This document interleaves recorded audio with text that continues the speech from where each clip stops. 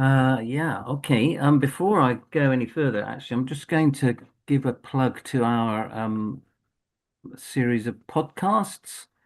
I don't know if anybody out there is a listener to podcasts, but we recently had a whole series of 8 podcasts made for us by storyteller Eileen Budd and her friend who has done music.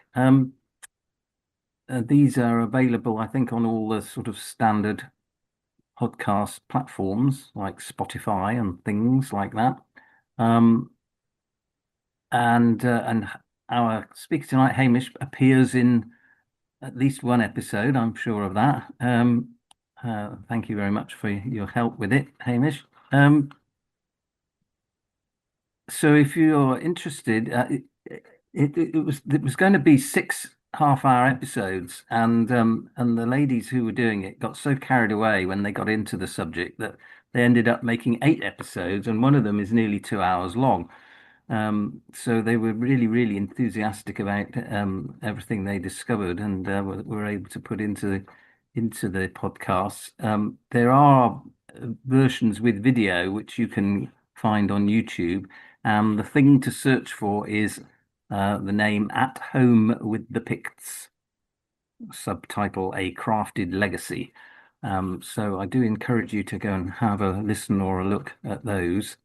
Um, but without more ado, I'm absolutely delighted to welcome Hamish Lamley tonight, who is famous for having set up Pictavia Leather.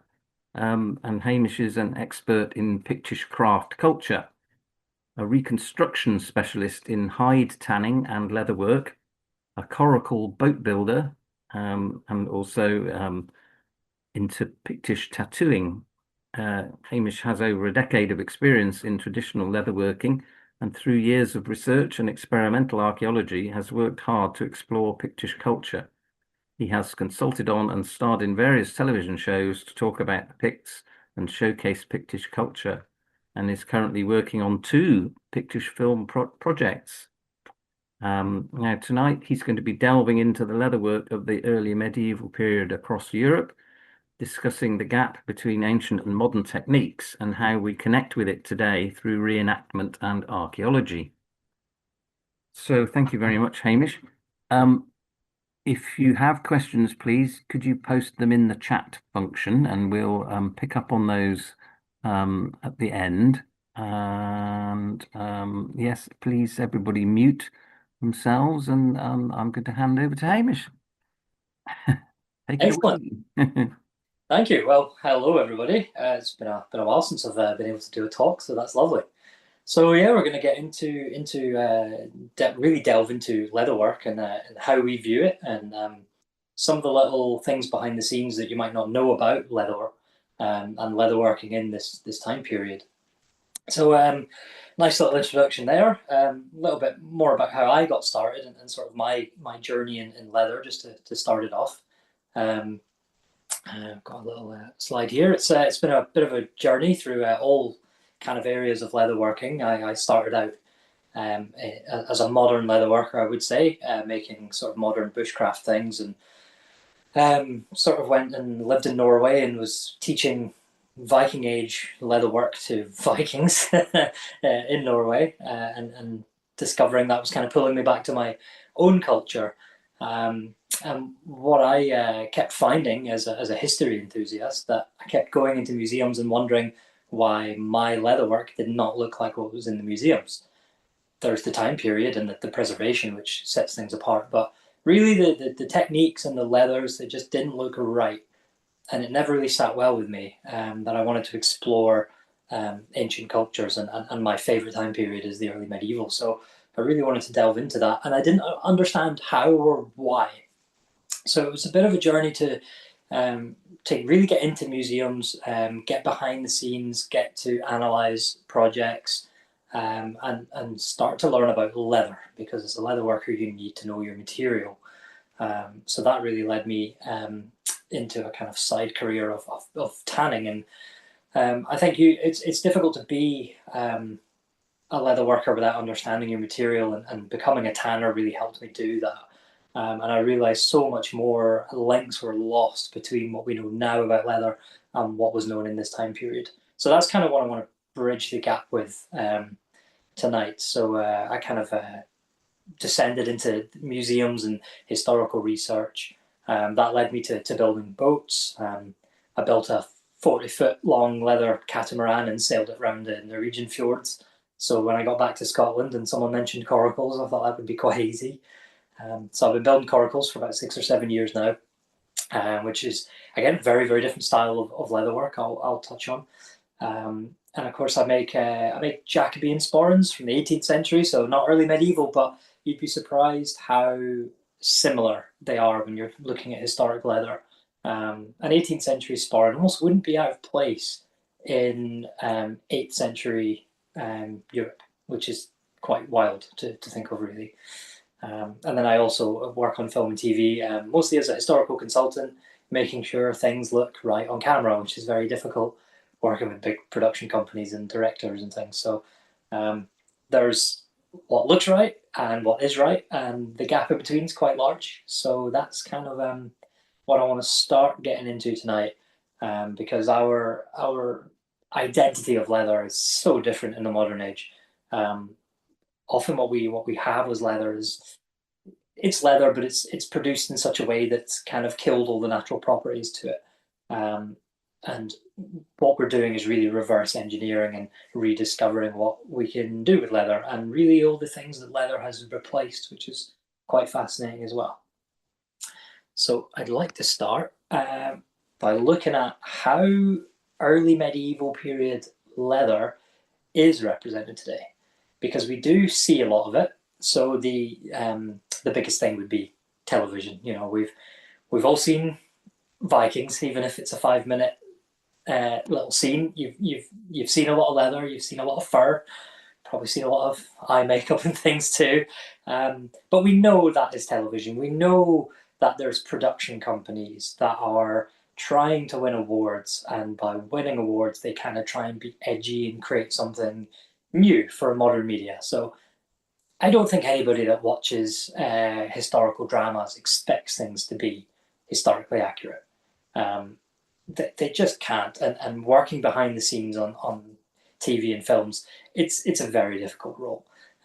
You can dress a whole set with all the things that are historical, but if it doesn't fit the director's vision, often that stuff will get covered in blankets and furs, and they will just go with what they want to show on screen. That looks a bit more edgy. But ultimately, I don't think people are watching this stuff thinking that's exactly how it was. We know there's a lot of creativity in how it's portrayed. And that's led to modern pagan culture and, you know, the Timu Viking, if you will, of all these like furs and modern leatherwork. And so I think people are quite well aware that that's not fully correct.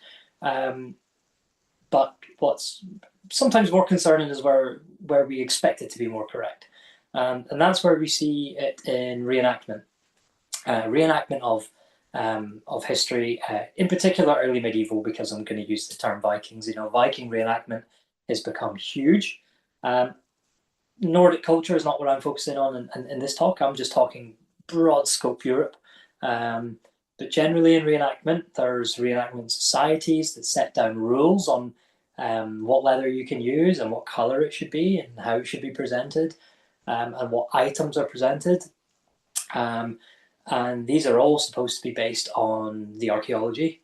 I would say, as reenactment goes, reenactors reenact reenactors. That's generally how it goes. There's a lot of old, what we call reenactorisms, of things that people came up with in the 90s, and then we're still just doing that a lot of the time. People aren't really looking beyond seeing the reenactment side of it and looking back at the archaeology, unless you're a super nerd like myself. So you go into reenactment thinking, you know, everything is going to be quite well based, and you realize there's a lot of kind of levels to it. And those that are very much detail orientated will try and base things on the archaeology, but you will have a general set of material culture of crafts that's just quite accepted. So a good example of that is the top photo in this slide, which is underneath the text. It's of two people wearing two belt pouches. These are generally accepted throughout most periods of reenactment. They are supposed to be based on a pouch found at Birka in Sweden. They're completely not. These pouches were actually made on a course that I was teaching, so I'm quite happy to throw fire at myself. This is a modern interpretation of Viking Age leatherwork. They're carved with things that are completely not Viking, materials that are not really Viking. It's using modern leather that wasn't used. But this is the general status of what you tend to kind of get. And this is where you kind of slip into the a lot of faux pas with the leatherwork. So these are a good example, and they're these pouches are a very light tan color. I've had 5 different reenactment groups tell me that you cannot have black leather in Viking reenactment. Absolutely not. It's very, very difficult to dye wool black, and it would be the same with leather. And I think an element of it is making sure that we're not looking like sort of studded bikers or something. But generally it's accepted. No black leather. They should be natural in color. So this natural tanned cowhide is exactly how it should have been. And that's generally what most people wear. As a tanner, it's just completely false, unfortunately. This leather is modern cowskin. The fact it's cowskin is not a problem, but it's the tanning method, which I'll go into a little bit more. But this has, for example, been tanned with mimosa bark. Mimosas from the Middle East. It's a very good tanning agent for tanning hides, and it's used because it doesn't color the hides, so that the leatherwork industry can sell chemical dyes. So the leatherworker buys this undyed leather, buys chemical dyes, and dyes it all himself. That's not what would happen in the early medieval period. What would happen is a leatherworker would go to a tanner. They would pretty much be separate, let's say separate businesses or separate workshops. You can be a leatherworker or a tanner. It's very hard to do both. I'm juggling it all the time. And what generally happens is during this period, most leather was bark tanned. So it's the hides are sort of defleshed, speed past the nitty gritty, and different barks from different trees are selected, boiled up, and the hides are submerged into this, we call it tannin liquor. And the tannic acid is what tans the leather. And then they're brought out and finished with fats and oils to make them soft. But the different barks give you different properties, and that's definitely going to be dependent upon your local environment. So willow is an incredible tanner. Oak is generally the best. Oak creates a very dark leather, very strong, robust leather. Willow is a light-colored, kind of soft leather. You can mix things like birch and a little bit of like spruce and things as well. They might not have had so much of that. Scots pine will work a tiny bit. When you're on islands and you don't, for instance, have much trees, you can dig up roots that have a lot of tannins, because the tannins are what protecting the tree or the plant from disease. So on a lot of the islands, tormentil is often dug up and the roots are used, and that creates a very nice soft leather. So mimosa bark was not used in the British Isles in the early medieval period. It doesn't. The trade that wouldn't have been required. We had so much material here. It would have been local barks. And what's very interesting is black leather, I would say, is the easiest to produce. All you need to do is add iron. Iron oxide. No, I'm on the phone eating. Iron oxide will. So I think you need to maybe mute your microphone there. Iron oxide will dye leather black. So if you have your tanning pit and you filled it up with oak bark and you want to tan your hides into it, then you can take iron, you can soak it in vinegar. So to date, we just use wire wool. This is really good. You could use a bag of nails, anything. Put it in vinegar, and after about a week, you have black dye, essentially. So if you put some of that into your tanning mix, or you even just put some iron in your tanning mix, it will go darker and darker until it becomes black. We produce black leather very, very easily using early medieval techniques. So straight away, there's a huge rule in reenactment of undyed leather. That is really rather the opposite. Leather would have been quite dark in color, especially with the heavy fats and oils used. It wouldn't have been this very, very light color that we see. And that's completely aside from the leather that's being used. So that's usually how early medieval leather work is represented. And the other instance is, of course, archaeology, because this is all defined by archaeology. What do people see in the museums? They see the artifacts, and sometimes we're lucky a museum might have a replica and it might have a handling box, which I think is a great way to get hands on it and really see it. Now, handling boxes can be sort of replicas inspired by, made with modern materials, made to look like the real thing. I've certainly done this myself. When something is just made to mimic, that's usually enough. And sometimes it is a direct replica using the same kind of materials and techniques. So it's just trying to kind of create those connections for people of what it should look like, because seeing a shoe that's been in the ground 1,000 years doesn't look that interesting. Having a replica that you can hold or try on certainly changes things, and it really surprises people when they see the difference in the leather.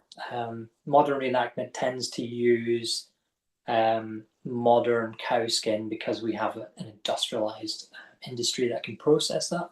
It's very, very thick. It's very, very strong and durable. It's a hell of a lot of work to produce.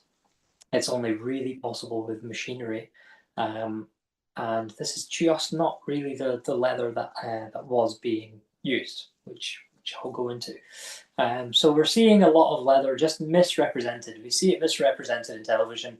We do see it misrepresented in museums somewhat, not often, but it could always be a little bit closer to the fact. But sadly, we just don't have a tanning industry that supports that.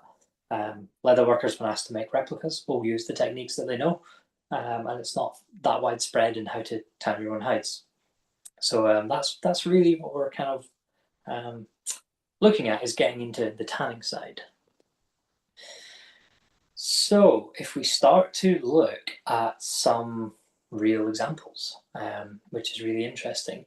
When talking about the tanning, talking about this kind of thick cow skin, it's really important to talk about the original leathers that were being used, because cow skin to produce by hand is so much work. It takes at least a year, I think, to produce by hand, between 1 and 2 years that it needs to be tanning. The softening process is a lot to do by hand. I have cow skin we have tanned by hand and tried to soften. I can't cut through it with a bandsaw.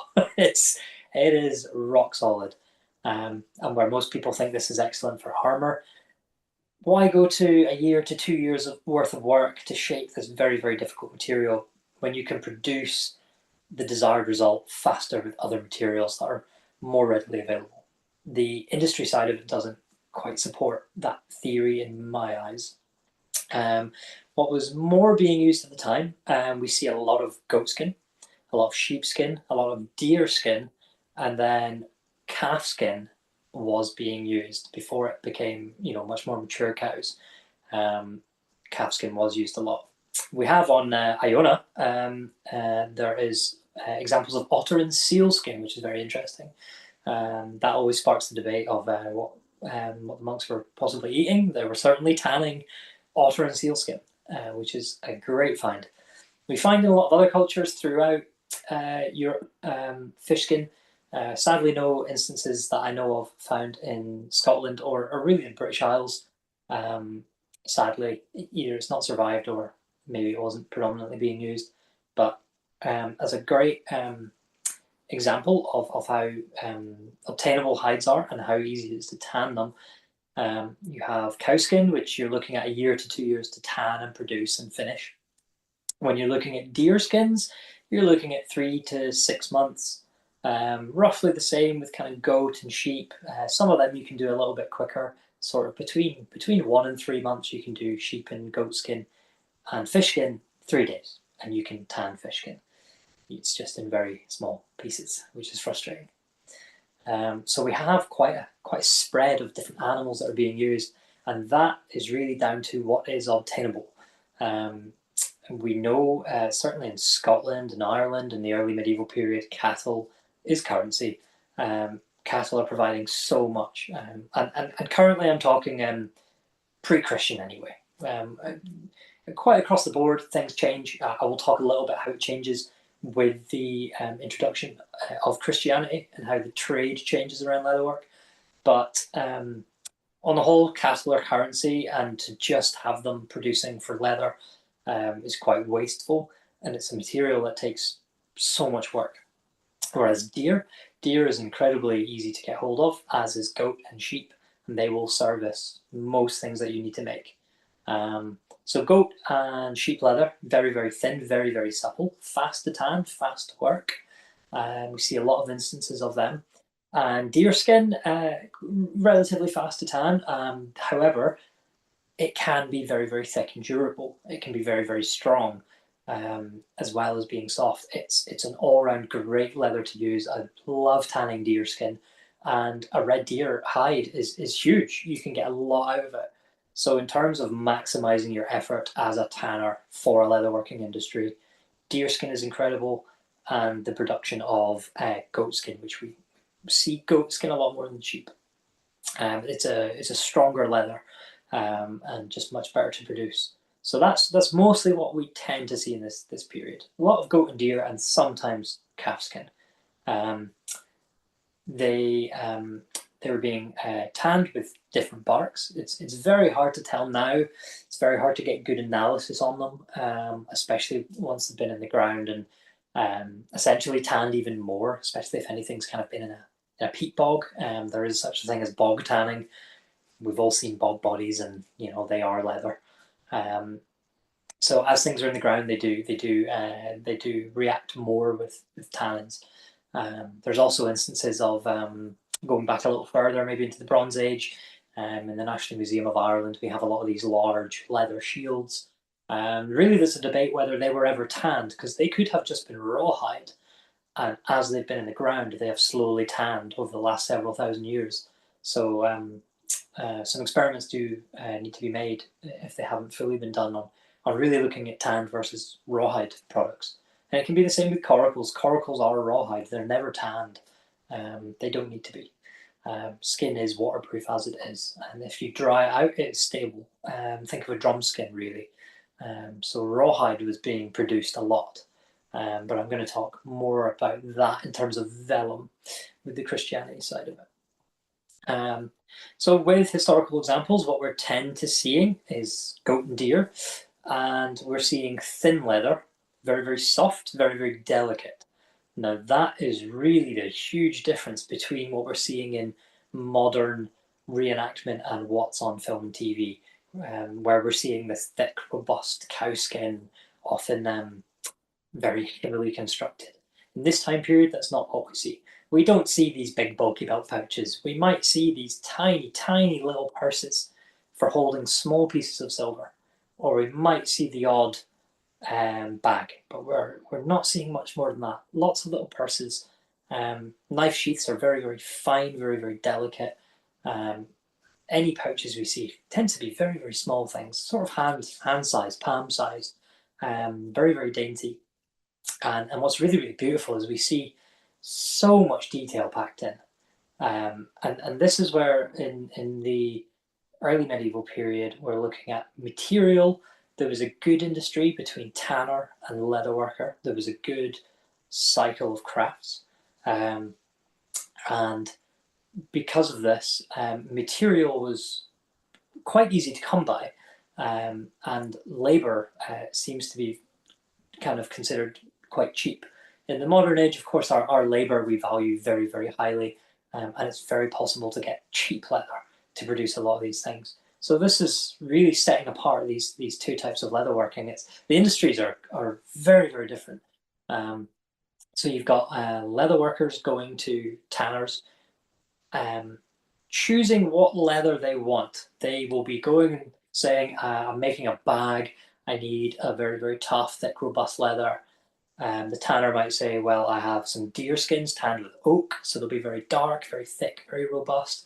But if you're looking for something for a knife sheath or a small purse, I have some goat and sheep skins, maybe tanned with willow.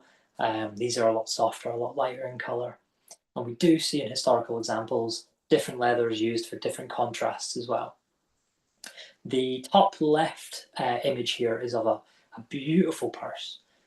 This purse is from Birka in Sweden, where I work every year, and it's quite a small merchant's purse, and it's believed the leather of most of the purse was red in color.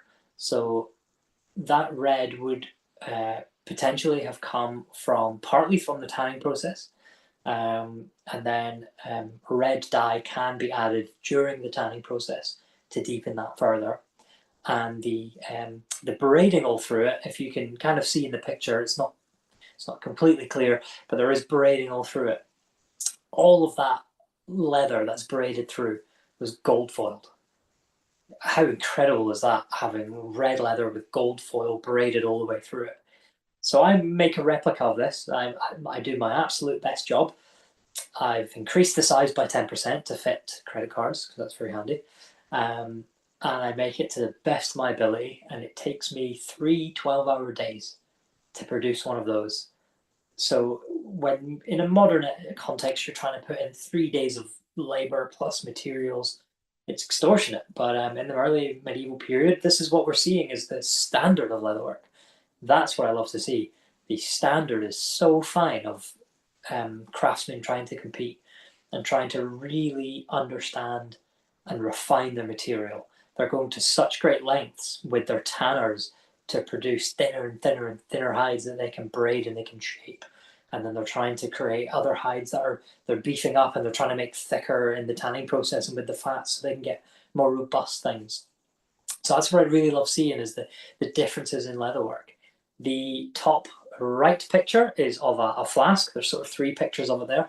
That's the concluse flacket, we call it, in Ireland. 10th century, rough time period on that. Believed to be Hiberno-Norse.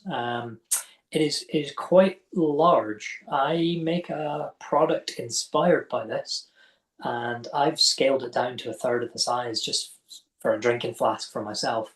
The original was the size of my head. It's huge. Um, and this is just a beautiful piece of work, because having made flasks for over a decade, often flasks of this time period are 2 pieces of leather stitched flat, and then you soak it and you pack it with something like sand or peas, and what that does is that swells the flask into shape. That's not how this piece is made. This piece is made with 3 forms. So you've got one form, which is basically a bowl upside down, which one side is completely formed over and the spout is formed off that. And then you have one piece which is formed flat that kind of ridges over the bowl so that they clasp together. And then you have another piece that's formed as the neck, and that goes on top of the coexisting neck. So these 3 pieces all have to be formed and produced separately. They all have to be joined together. They are all tooled beautifully with decoration, very, very, very finely, which is lovely to see. And then they're all combined together with sinew, which is really, really nice to see. Something like this, I mean, the one I make is smaller and not as detailed, and it takes me 5. So I only make one a year.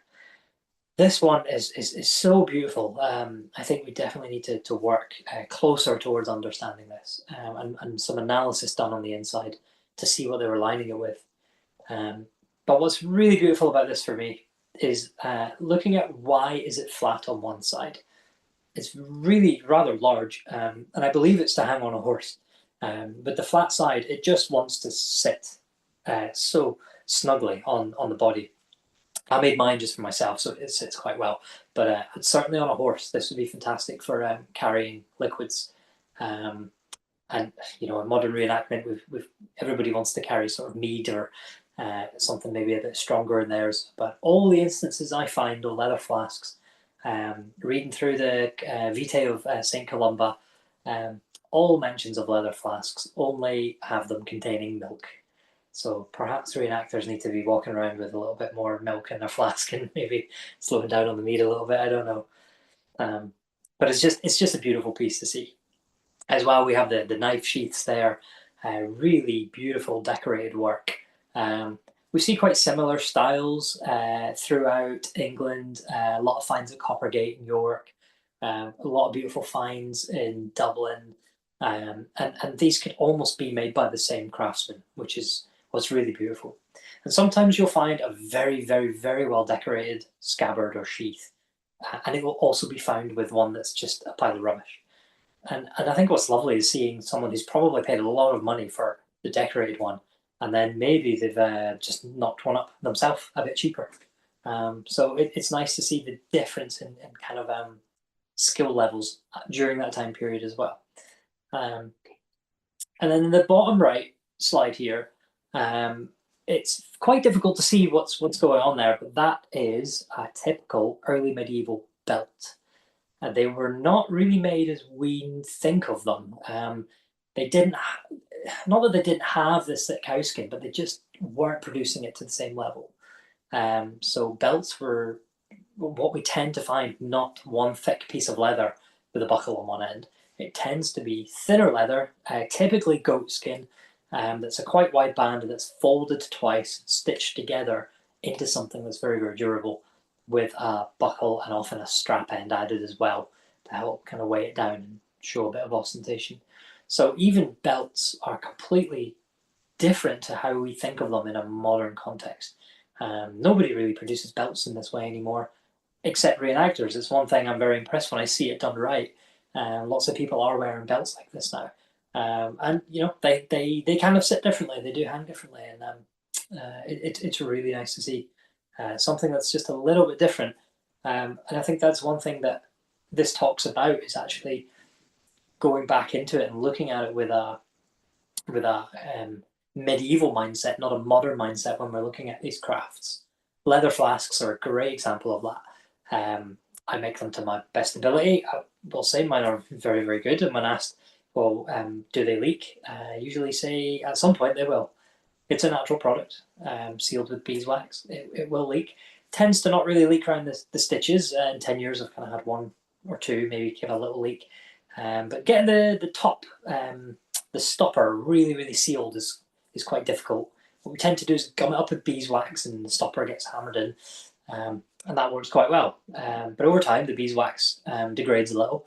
And if, for example, you're running with it or something, you might get a couple of drops of water come out the top.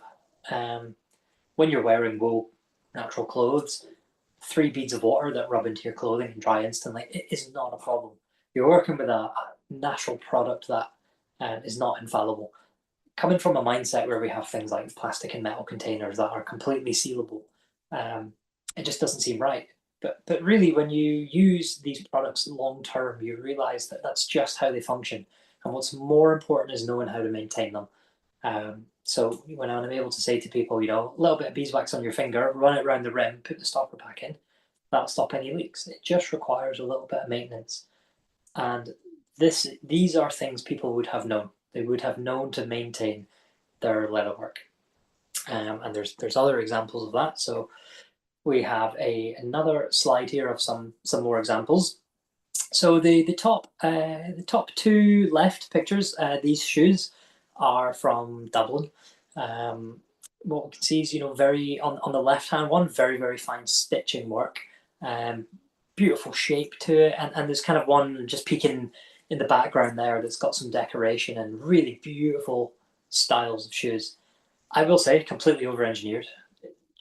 Like, these shoes are so difficult to make, and to get right. Completely over-engineered compared to other shoes at the time period. The one on the right is much more what regular people would be wearing, a very, very simple, more of like a bag shoe. But one thing that's beautiful about early medieval leatherwork is people always ask me, well, how do you keep your feet dry? And the answer is you don't. In this time period, many shoes that people were wearing were, in fact, rawhide. And when you have rawhide shoes that are not tanned, they dry up through the night. So you have to soak them in order to put them on. And I make shoes from this time period, and often will go out into the Highlands wearing them for several weeks on end. And it is no problem at all. When you get into that mindset, if you're wearing wool socks or you have wool stuffed around your feet, it's no problem walking into water and having your feet absolutely soaked. They will dry very fast by fire. So it's just requiring that mindset of how the material was really used in that time period compared to modern shoes, which are completely different, of course. And it would be really nice to see more historical shoes in film and TV, because that's usually what gets left behind. They'll have shoes that are comfortable for the actors, and they'll just put some skins and furs over them, and we'll just forget about that. It'd be really lovely to see more and more shoes showcased. Another thing that we see is in the edges of leather. So the bottom left product here is from Scotland. It was a satchel found at Loch Glashan Cranag in Dalriada territory in the west of Scotland. I love making modern inspired versions of this bag. I make fully blown replicas, and I make completely modern wacky inspired versions of it. All sorts. It's just a beautiful piece. It uses one deer skin. It's got slits punched in the edges, so it's just laced with the same deer skin, so you don't need to produce thread or sinew. It's completely economical in its craftsmanship, and that's why I love it. But one thing that's really interesting to a nerd like myself is the very top edge you see on this picture. Is you can see that the shape of it is completely square. Very, very straight cut edges with a 90-degree angle, cut straight across the top. And now this is something I always want to point out with people. In modern times, we love to see the raw natural effect of natural materials. So when we see wooden tables and chairs, we absolutely love to see the raw shapes of the wood growing through. That, what we call live edge with wood. And we have the same with leather. People love to see the raw or the live edge on it, where it's been cut and stretched and pulled, and you see all that kind of wiggly edges on it. I don't think I've ever seen that in a museum. In any kind of historical context, historically, leather workers took a natural material and they forced their own man-made perfection upon that man-made material to show the level of their skill and their craft. So they would take a bag like this and they would straight cut the ends. What we often see is the edges being covered as well, leather stitched over, like rolled around the edges to hide the edges, or stitched inside out. It just seems they didn't like showing the edges of leather. They liked covering them as much as possible. So it's really, really nice to see this, really nice to show it that, again, when we're thinking of leatherwork in this time period, that we're not going to see this raw, raggedy cut edge. And that's, I'm going to use the term rustic. That's what we see in film and TV a lot. We see a lot of rustic examples of these raw, wavy edges, which are beautiful to our modern eye. We're really drawn in by this. But they certainly were not drawn in that time period. When you see any kind of a knife that has an antler handle, the antler is never left raw. It's usually finely polished and often carved, all natural materials. Every craftsman seemed to want to really imprint his mark on them and show off their skill. So we see this a lot. Now, going a little bit further back in time, a little bit into the Iron Age, is one of my favourite historical pieces of all time. It's this one on the right. It's the mouse. This is found at Vindolanda. Of course, it's a little bit earlier than what we were talking about, but it's just a beautiful piece to show because it's funny. And that's something I always want to draw attention to. The people making these things were people. And I think this leather worker must have had a cat that was bothering him in his workshop, probably stealing scraps to play with, and he decided to create a little mouse to give it as a toy. I love showing this to people. It's just a beautiful example of no matter what time period, a craftsman will craft something silly for his pet. So I really love showing that one off.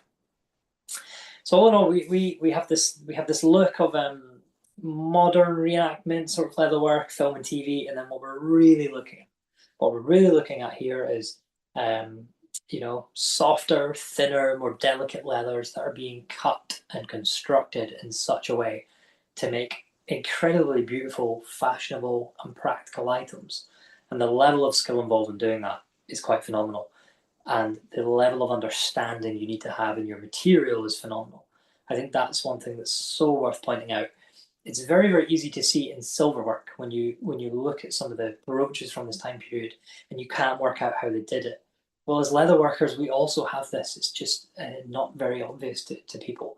You can look at a very, very simple piece of leatherwork, and there's a secret in there you don't know, and it's in the tanning or in the finishing. What fats were they using, or what kind of stitch were they using to construct that so finely?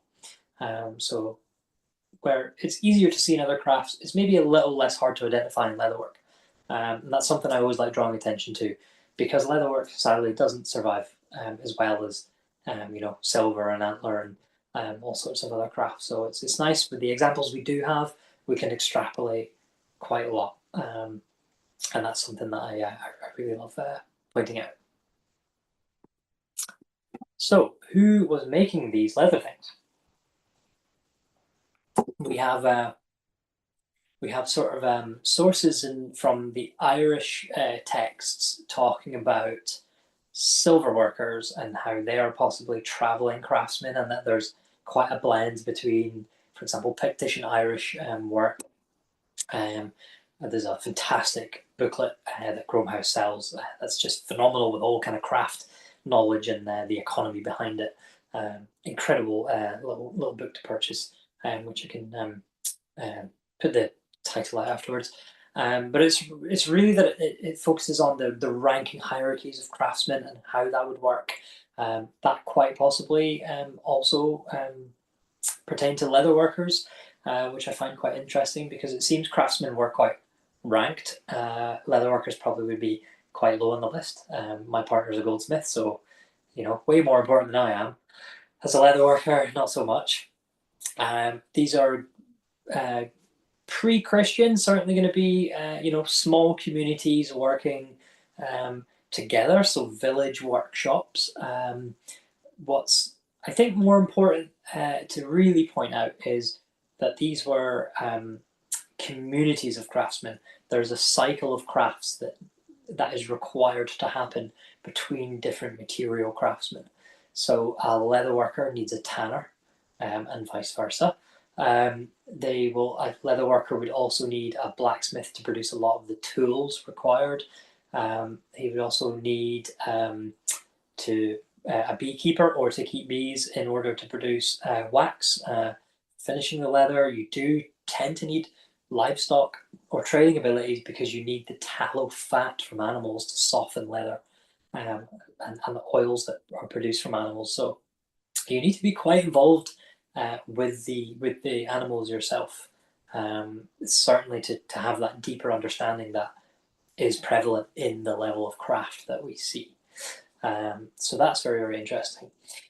Traditionally, with tanning, the tanners would take the hides and they would put them in lime. Now you can make your own lye render just with wood ash. So very, very simple. Wood ash in water will create lye. You can put a hide in this, and that will make the pH alkali. When it does that, it makes the hide swell. And this is what opens all the hair follicles. A couple of weeks in there, you can take the hide out and you can just brush all the hair off then, and it all comes out until you have rawhide, much like what's shown on the bottom slide here. There's a rawhide strung up inside Crome House Museum. When you have this hide, you've taken all the hair off, you're left with all this animal hair. Traditionally, this is what goes into a lime render for house construction. So in this time period, lime renders were being used on wattle and daub walls. And this, this line render is never gone out of fashion. Animal hair works great as a binding agent to go into that. Sadly, a lot of tanneries are no longer around in the British Isles, so the tanning industry has kind of disappeared. No one's kind of producing that. We could call it a waste material from tanning.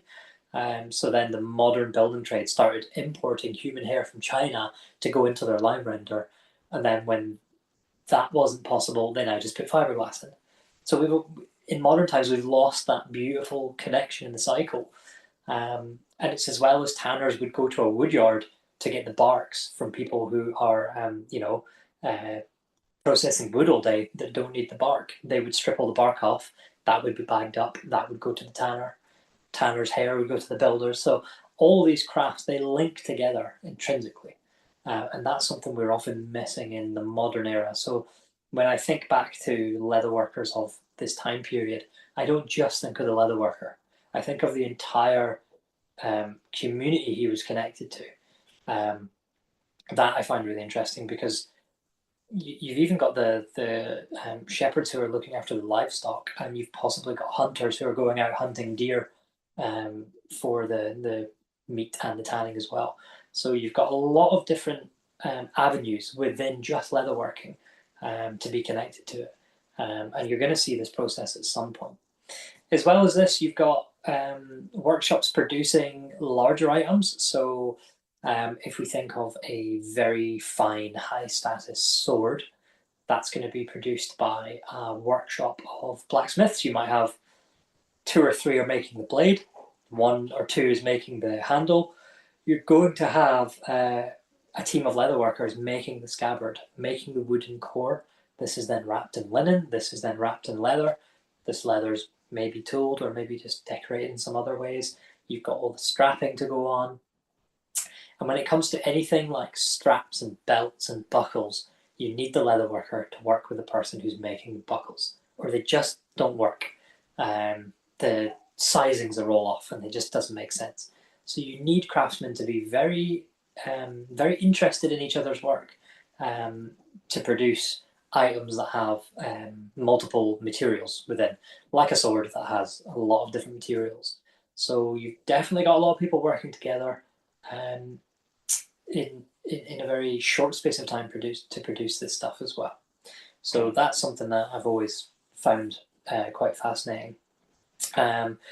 We've also got this beautiful exhibition by Thomas Keyes, and that's what kind of wants to lead me into Christianity, because with Christianity came industry, came a larger economical state, really.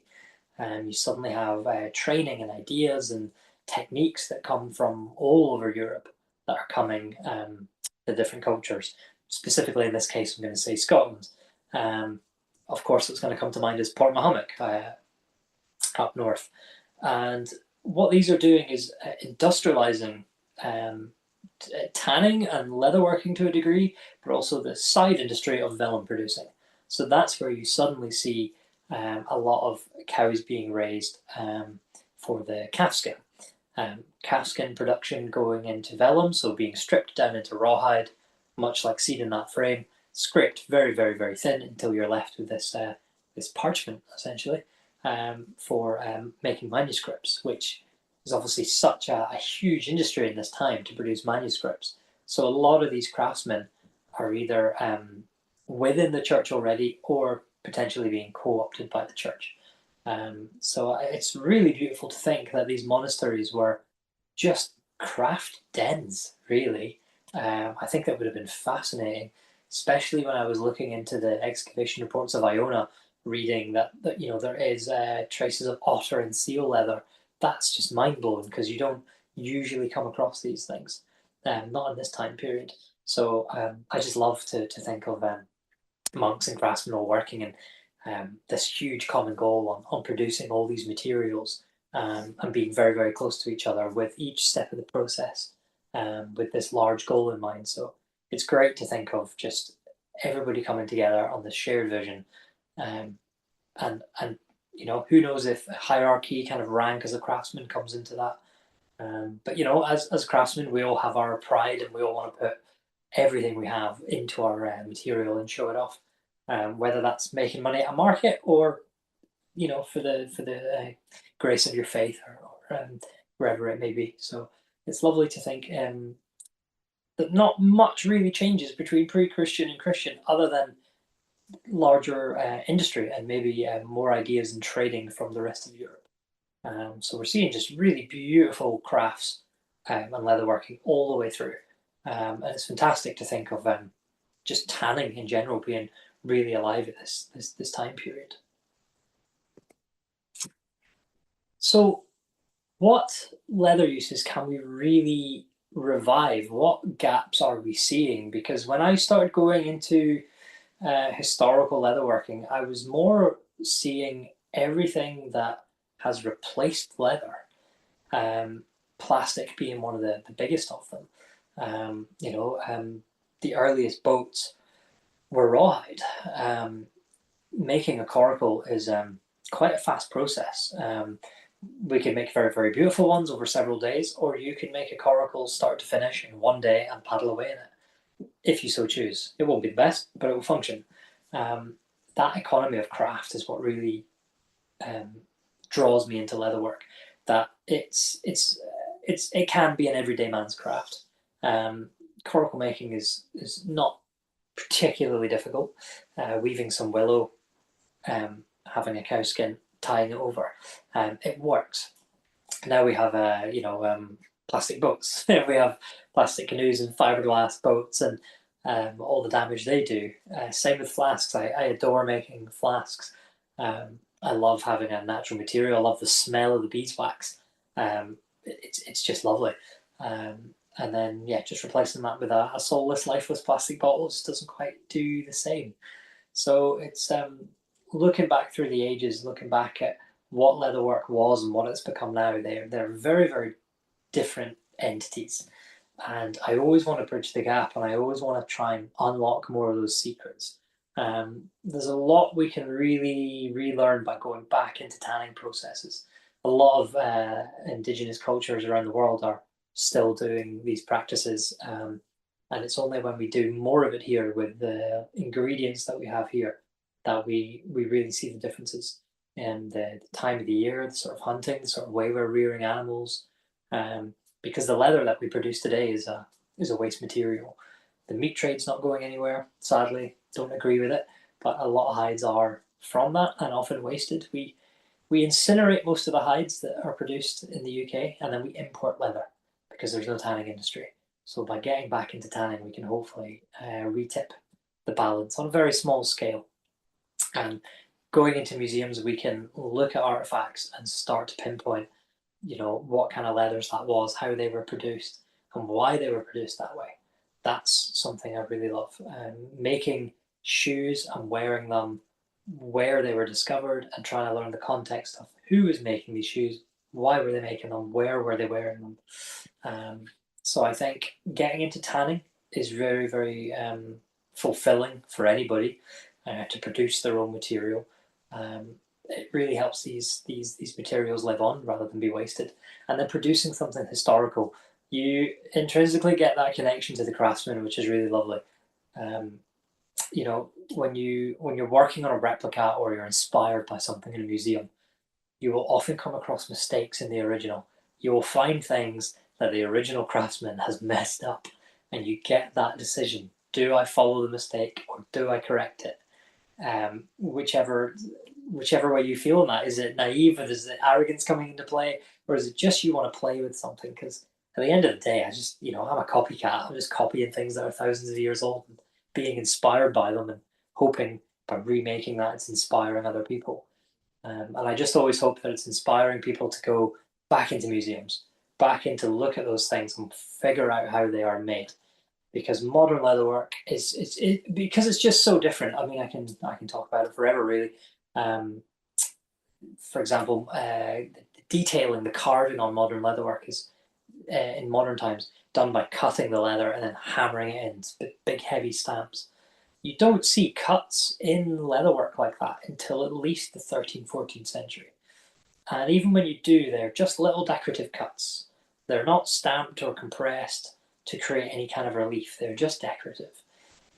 So this kind of modern leatherwork, it just doesn't really convey the image and the artistry of what was really happening at the time. It's not as fine, it's not as delicate, and that's what I really love to show people, that this time period was phenomenal craftsmen that were putting together really, really delicate leathers. If I go back to some of the slides, yeah, so some of this leather, it is just so thin and delicate and stitched so finely.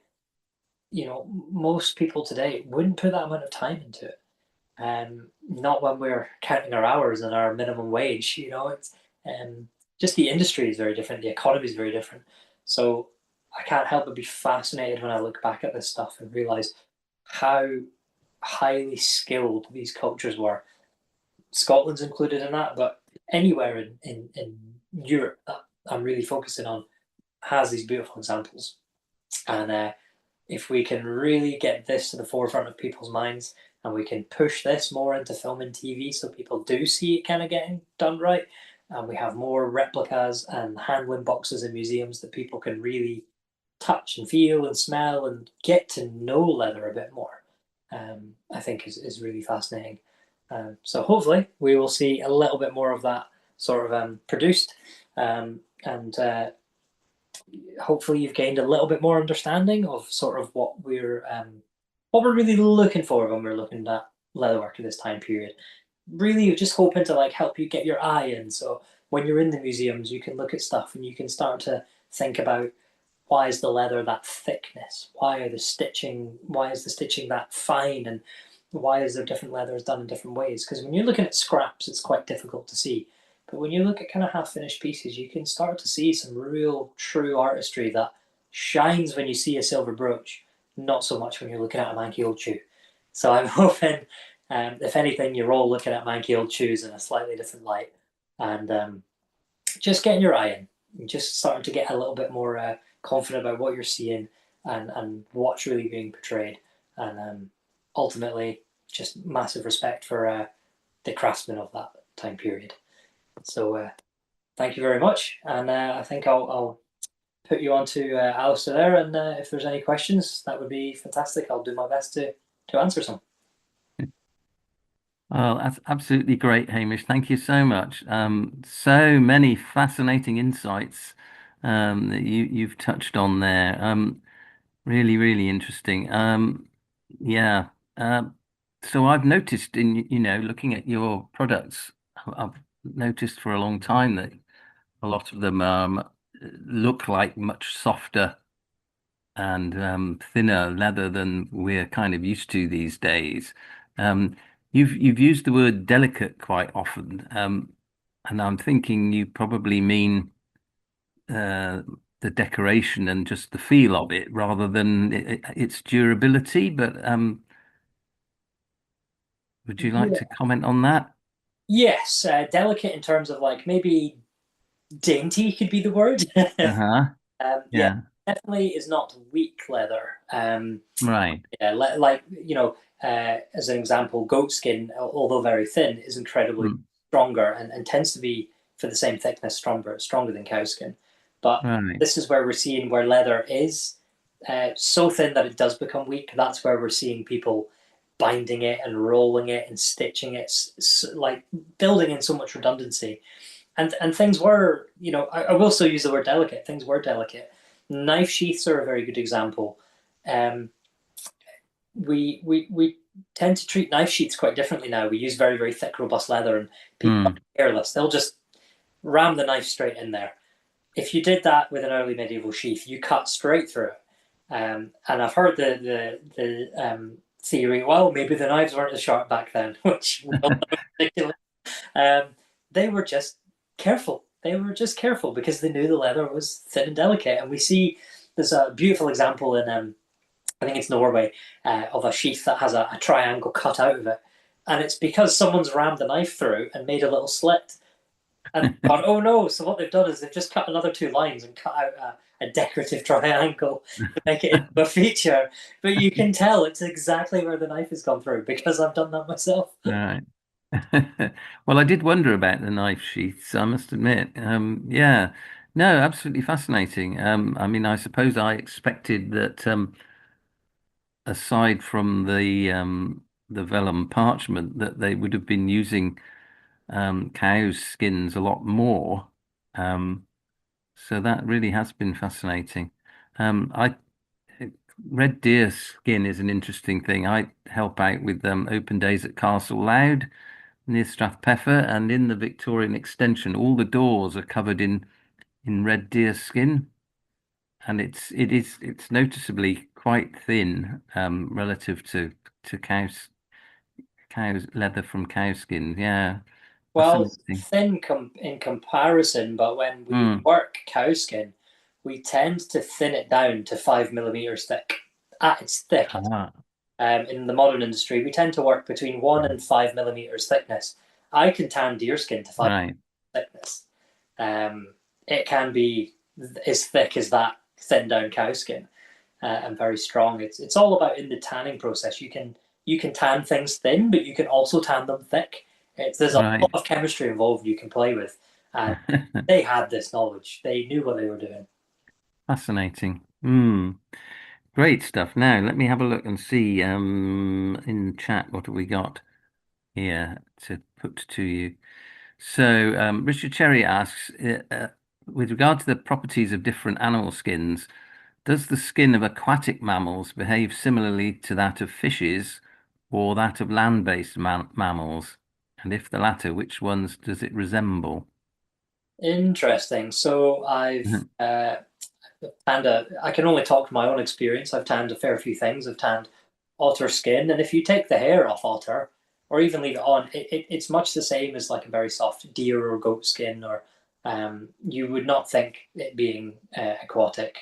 In some, I guess it's a mammal. With seal skin, keeping the hair on is very different. That's where we get seal skins with skis because the fur grips one way.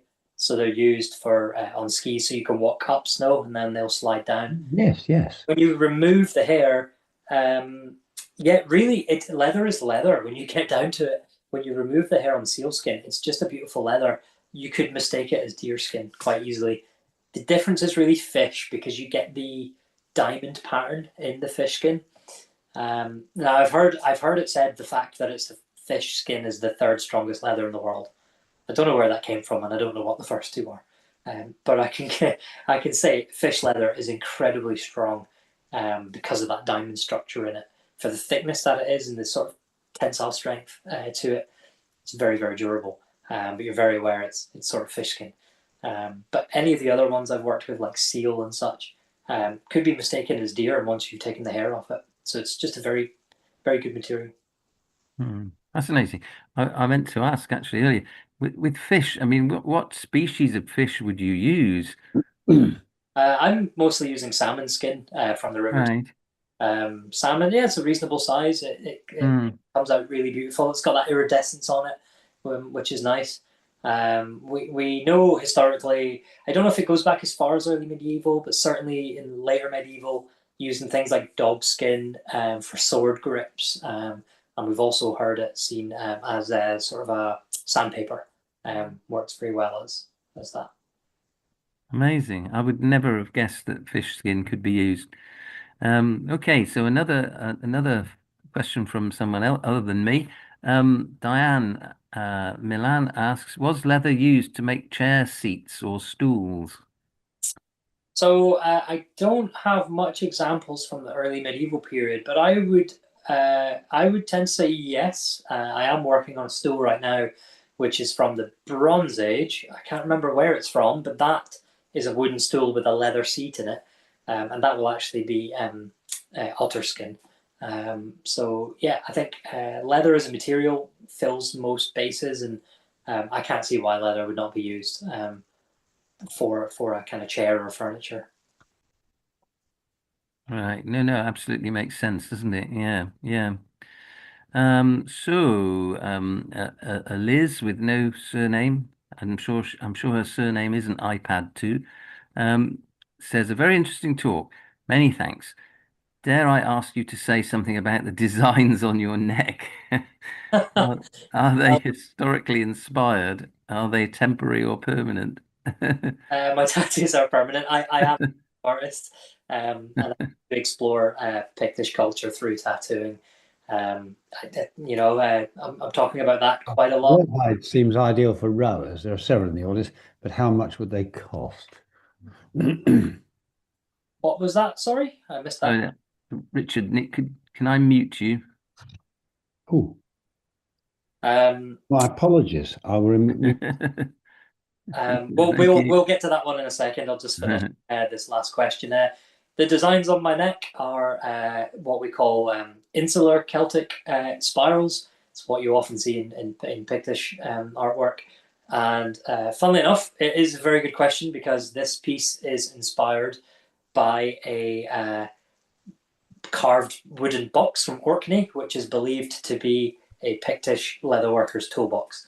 I had a replica made, and I'm slowly working my way through the process of having each of the carved panels tattooed on myself somewhere. So. Amazing. So, two questions from Ian, whose surname I'm afraid I'm ill-equipped to try to pronounce. You see badger skin used on older sporrans. Have you tried tanning that? Getting I hold of some would be quite difficult, I guess. I have tanned one badger, and I want to say it for the world, never again. Like, stop calling me with dead badgers because I get this call when you gets known that you're a tanner, you get a lot of phone calls of people with dead animals, and I'm quite happy to throw whatever in the back of the car. But badgers are incredibly tough. I was skinning a badger on the bonnet of my car in a very posh neighborhood, and I blunted 3 steel knives while skinning it. The hide is just so tough. And when you get into the tanning process, it's so fatty and oily. It's the work of doing 6 deerskins. I would rather tan 6 whole deer than one badger again. So I have that badger skin strung up on my living room wall as decor because that's as much as I'm going to work with it. Uh, Wonderful. That's a lovely story.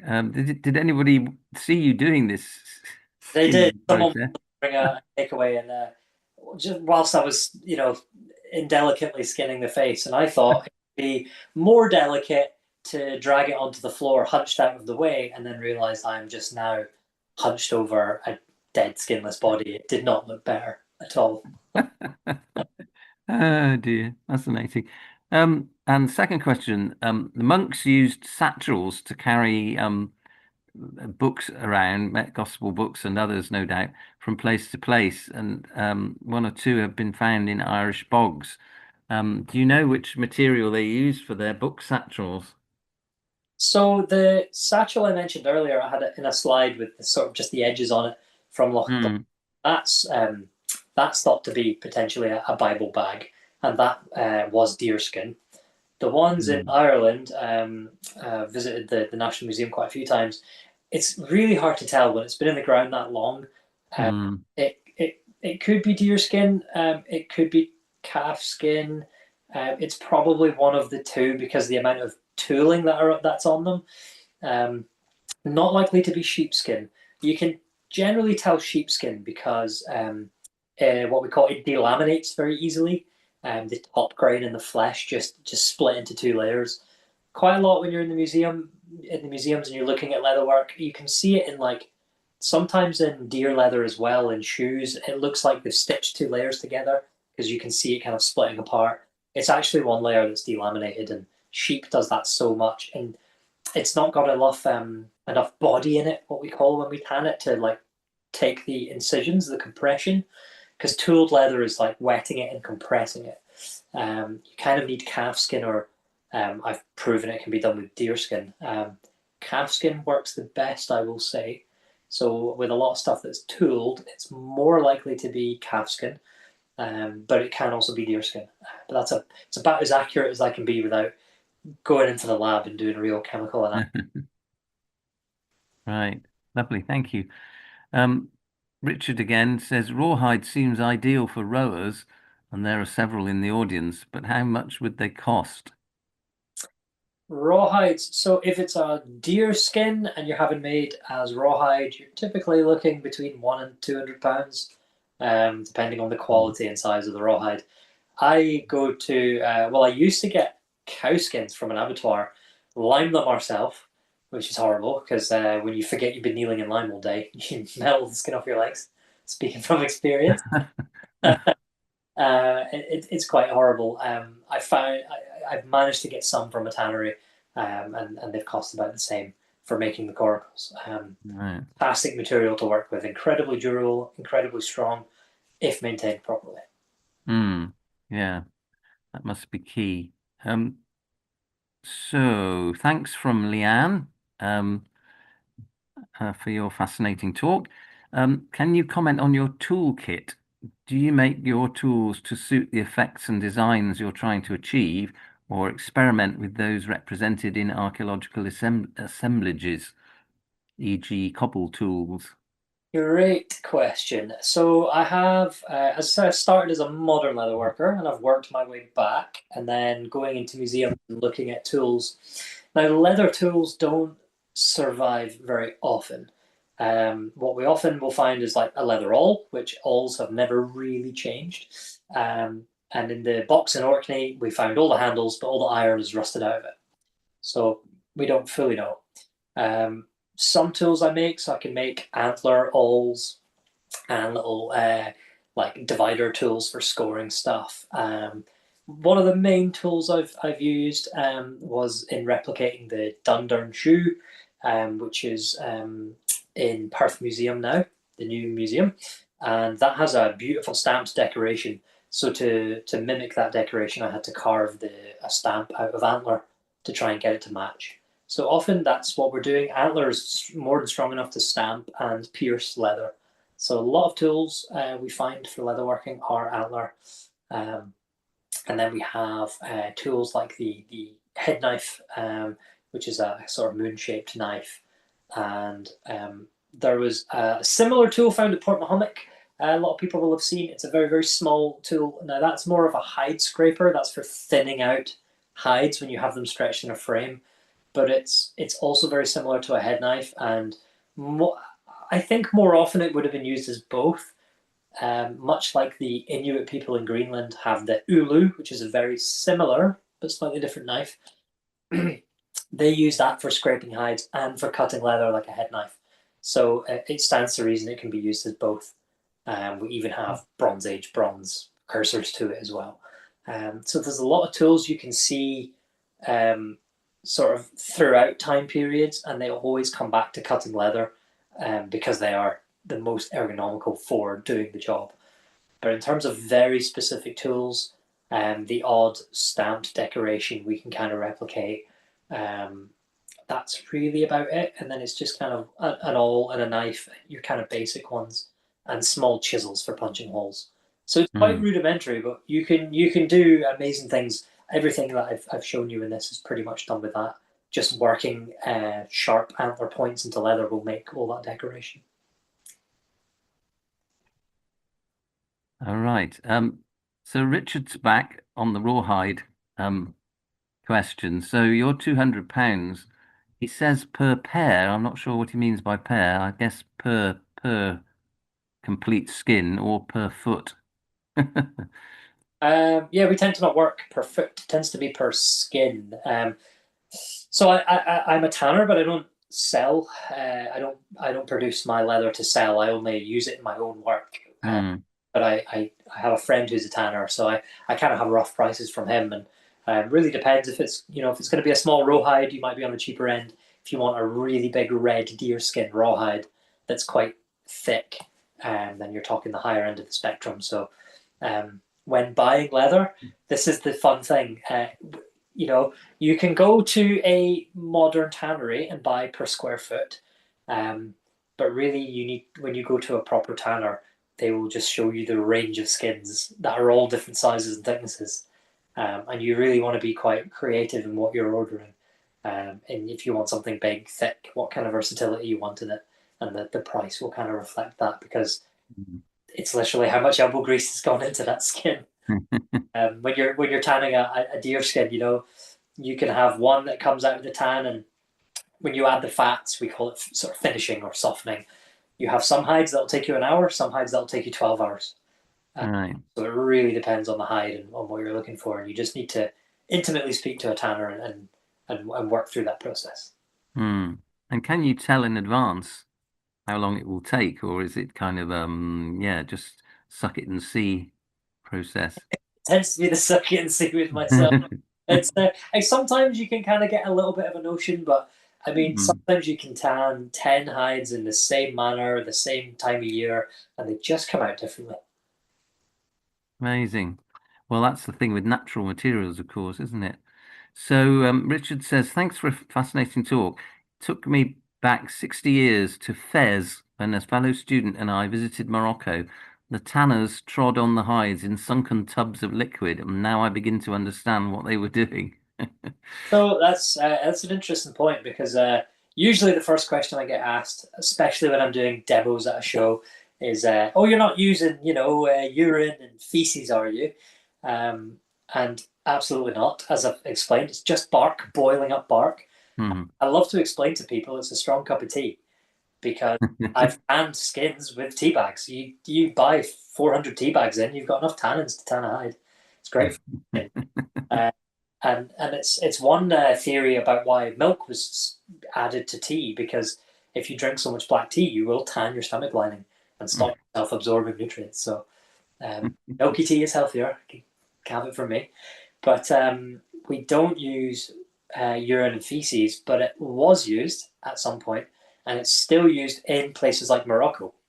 And what it is the enzymes in the urine and the feces are not used to tan the hide, they are used to soften the hides. So they are still using barks to tan it. They'll be using a lot of mimosa, and they add a lot of dyes in, a lot of really fancy colors.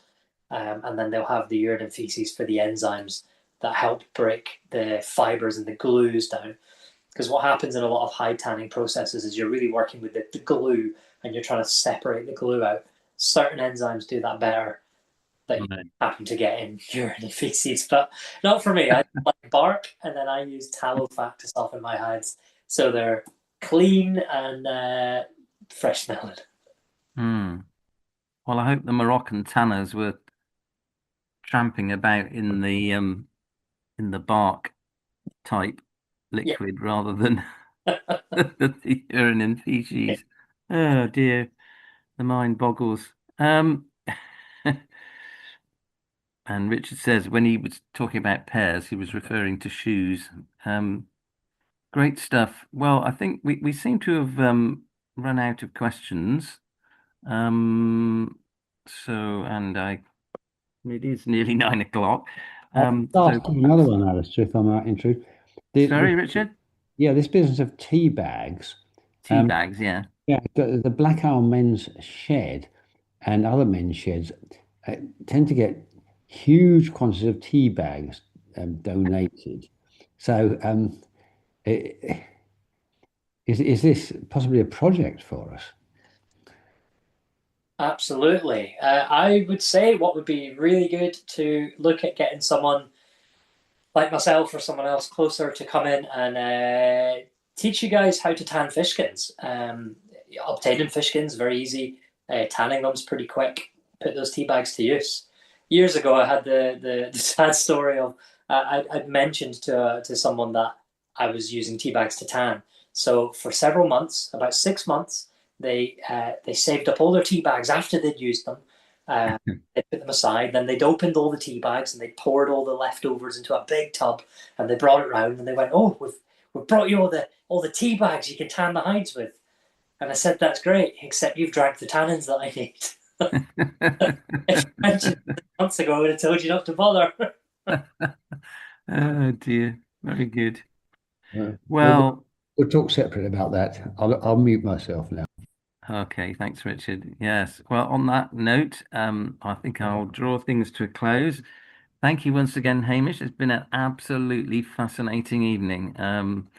So yeah, great stuff for us. Thank you. And yeah, we wish you well in your future endeavors uh, of great variety. Thank you so much.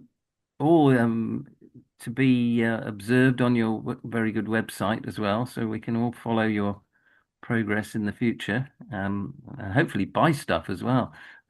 Yeah, I'm still producing. Sadly, the tattoo business has taken off as well as the film and TV. All right. But it's nice to come back here and remind people I'm still a historical leatherworker, always at heart. You certainly are, and you always will be. Hence the Absolutely. image of looking at an old manky shoe like it's a newborn baby. Absolutely brilliant. Thank you very, very much indeed. And yeah, that's good night, I suppose, at this point. Absolutely. Thank you. Thank you.